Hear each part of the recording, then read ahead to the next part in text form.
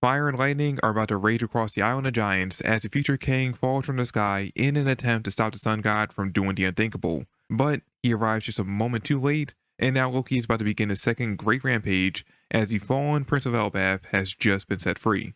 So yeah, big development in the chapter, something we all knew that was bound to happen, and yet we still weren't ready for. Personally speaking, I honestly thought we had at least another chapter set up before we got to this point, but here we are, and I am very interested in seeing where Oda's going to take us next. But once again, before we jump into the chapter, let's talk about that cover story. Not much has really changed since the last one. Ulti's still tied up and being used as target practice by Who's Who and his gang. The only real difference here is that we get a different angle, and now we can actually see page 1, who's lying on the ground with Who's Who pointing a sword at him. Looks like we're going to have to wait a bit longer before Yamato steps in to save the two. I'm hoping that we get that process started soon though, maybe in like the next 2 chapters. But until then, the real reason why I wanted to bring this up is because it was recently confirmed that these two are in fact the children of Havunda, the warlord that Ace defeated before the start of the story, whose epitaph I believe was called the Lizard King. Not really relevant to the current story or even the cover story, but it was a nice bit of lore that the most recent SBS brought us. And unlike with Zoro's family heritage, this isn't something that needed to be brought up with Wano. It's actually the kind of lore that makes sense for Oda to wait for an SBS to reveal. Speaking of lore, we get a bit more from Ripley and Frankie about the Advent Tree in this chapter, as we learn about a whole village that had to be abandoned due to the branch it was on being struck by lightning, and the giants having to cut it off before the fire spread to the rest of the tree.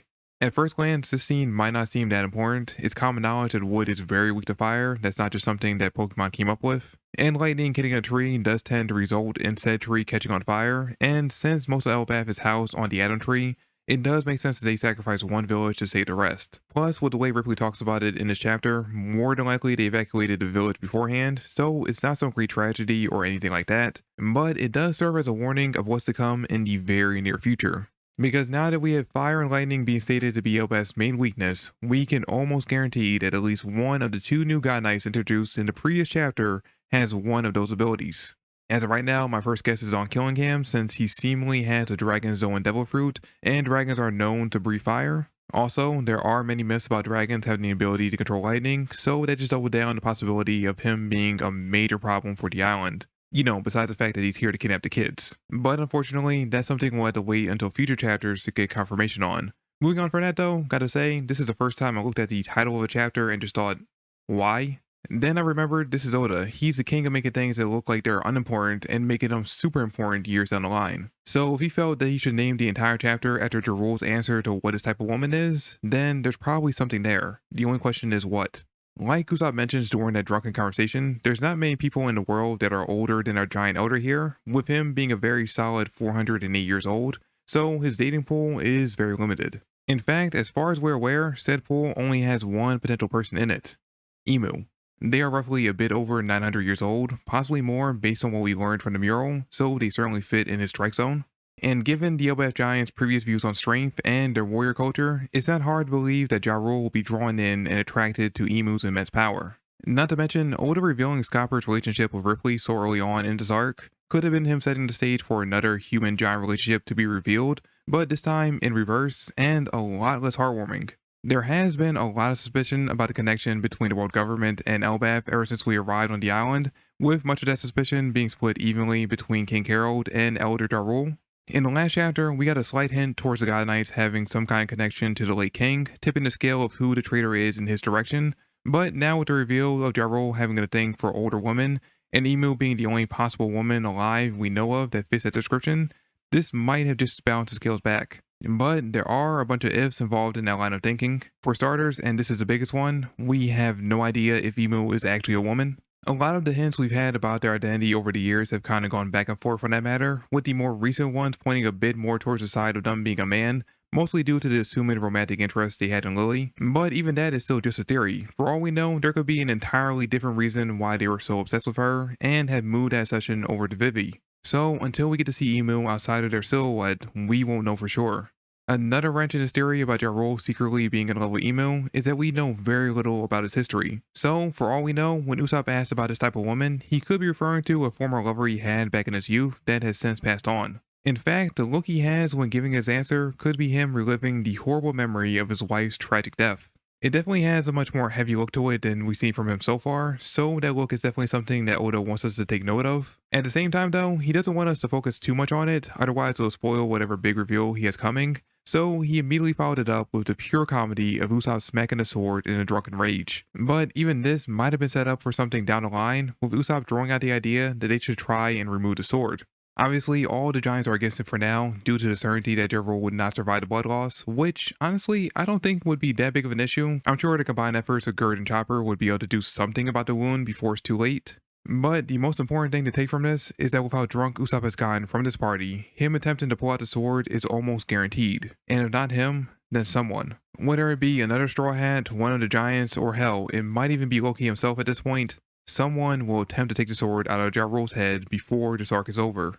And once it's out, that's when we'll finally get to see what really happened to King Harold, whether through a flashback or a confrontation between the two sole survivors of that tragic event. Which, based on the ending of this chapter, that confrontation might be just around the corner now that the fallen Prince Loki has basically been set free. Though, have to give Luffy credit, despite all of us expecting him to be the one to set Loki free once they got the key, it was actually Zoro who ended up unlocking his chains despite all of his warnings for Luffy not to.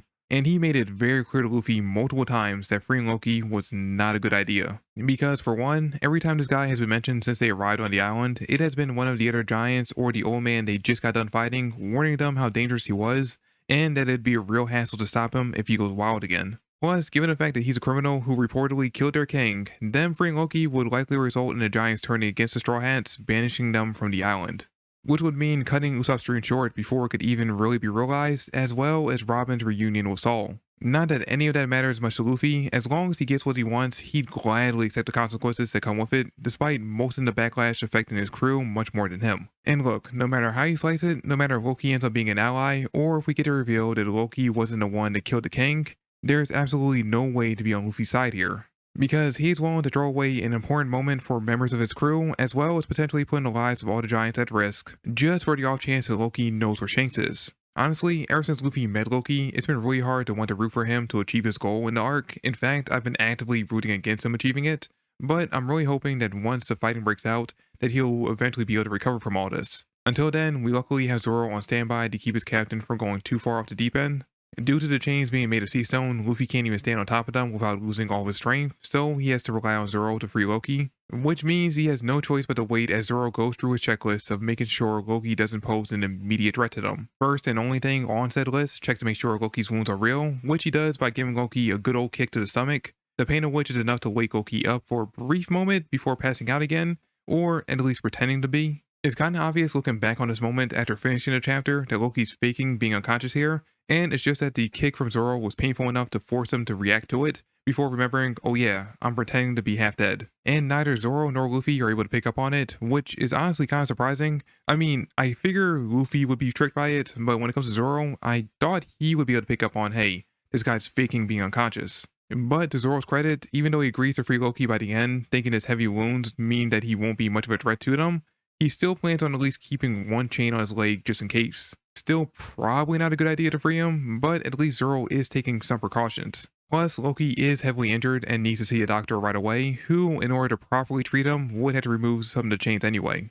And speaking of doctors, they're lucky because instead of having to go and try and find one to bring back to Loki, one actually comes directly to them. With the new Giant Warrior Pirates plus Sanji coming crashing down right next to them in the underworld, due to Haruden once again showing his more Luffy-like tendencies by deciding to forego the normal ways of traveling between the realms for a much quicker method of simply just jumping off the tree. Honestly, this reminded me a lot of Luffy doing basically the same thing when the crew were leaving Wano, but the big difference is Haruden apologized to his crew for his choice without having to be beaten to a pulp first. Although, given the way we've seen Gerd treat Road, I'm sure that she would have been more than happy to do it. Now, the reason that they're here is because despite his best efforts, Gerd was able to beat the truth out of Road about what Luffy was doing. She told Haruden, he gathered the rest of his crew plus Sanji for some reason, and they raced off as quickly as they could to stop him.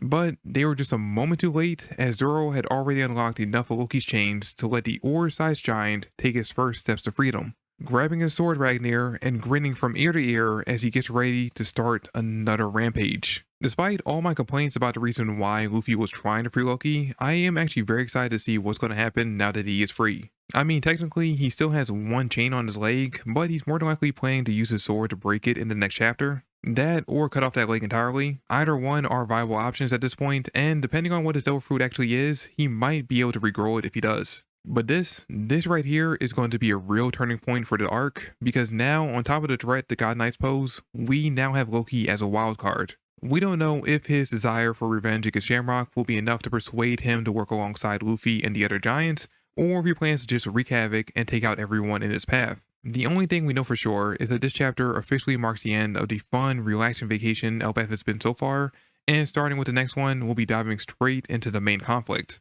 And I, for one, am looking forward to all the action, drama, and big reveals that are sure to come. But let me know in the comments down below, now that Loki has been set free, what do you think Oda has in store for us in the upcoming chapters?